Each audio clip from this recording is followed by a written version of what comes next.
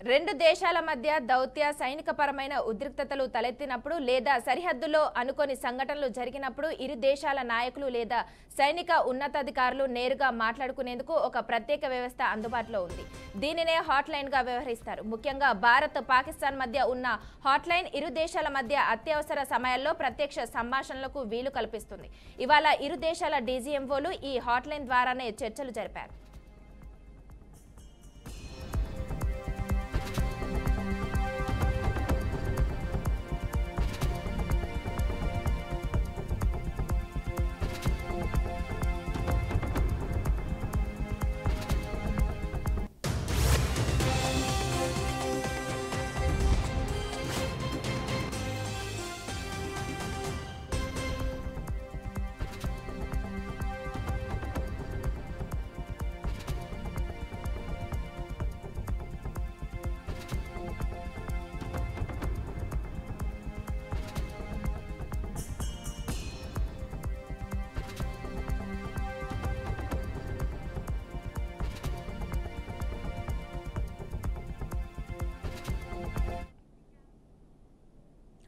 (1971) భారత్ పాక్ యుద్ధం ముగిసిన తర్వాత ఈ హాట్లైన్ వ్యవస్థను ఏర్పాటు చేశారు.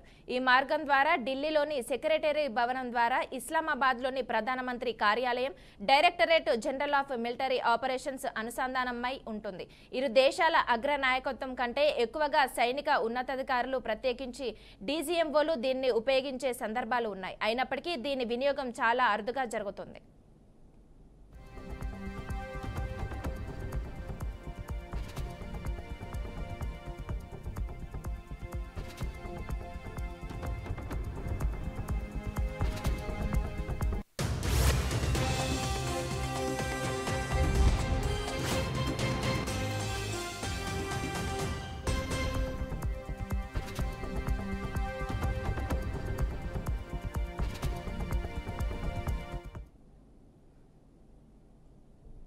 రెండు దేశాల సైనిక దళాలు లేదా రక్షణ శాఖల మధ్య సురక్షితమైన ప్రత్యక్ష సంభాషణల కోసం సైనిక హాట్లైన్లను ఏర్పాటు చేశారు. సరిహద్దు ప్రాంతాలు, గగనతలం వంటి సున్నితమైన ప్రదేశాల్లో ఉద్రిక్తతలను తగ్గించడానికి, ప్రతిష్టంభనలను నివారించడానికి, అపార్థాలను తొలగించడానికి ఈ వ్యవస్థ ఉపయోగపడుతుంది.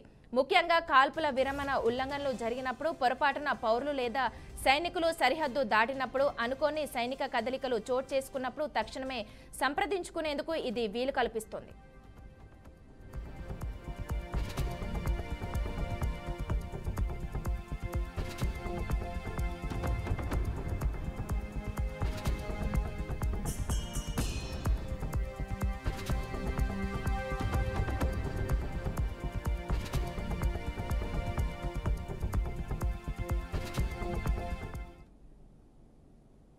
ఈ హాట్లైన్ ద్వారా జరిగే సంభాషణలో సాధారణంగా సీనియర్ సైనిక అధికారులు పాల్గొంటారు.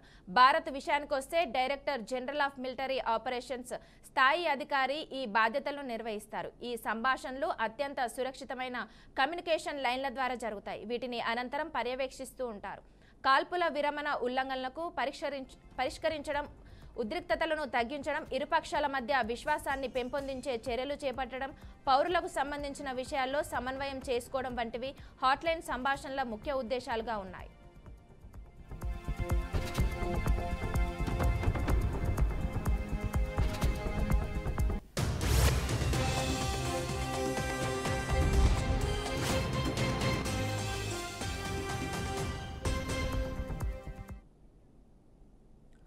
(1991) ఇరు దేశాల సైన్యాల మధ్య విశ్వాసాన్ని పెంపొందించే చర్యల రూపకల్పనలో భాగంగా ఈ హాట్లైన్ను ఉపయోగించారు.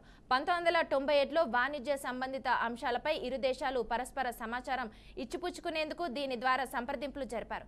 1998లో భారత్ పాకిస్తాన్ అణుపరీక్షలు నిర్వహించినప్పుడు పరిణామాలపై విస్తృతంగా చర్చించేందుకు ఈ హాట్లైన్ను విరివిరిగా వాడారు.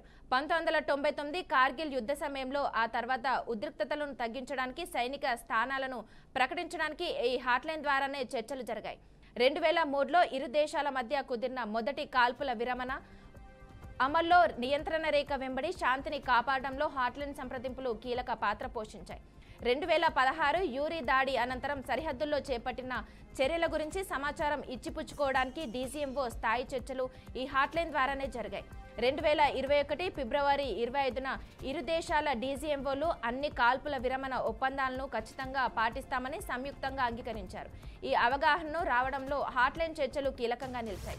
2025 ఏప్రిల్ 30న పాకిస్తాన్ వైపు నుంచి రెచ్చగొట్టే చర్యలు లేకుండా జరిగిన కాల్పుల విరమణ ఉల్లంఘనపై చర్చించేందుకు డీజీఎంఓలు హాట్లైన్లో సంప్రదించారు.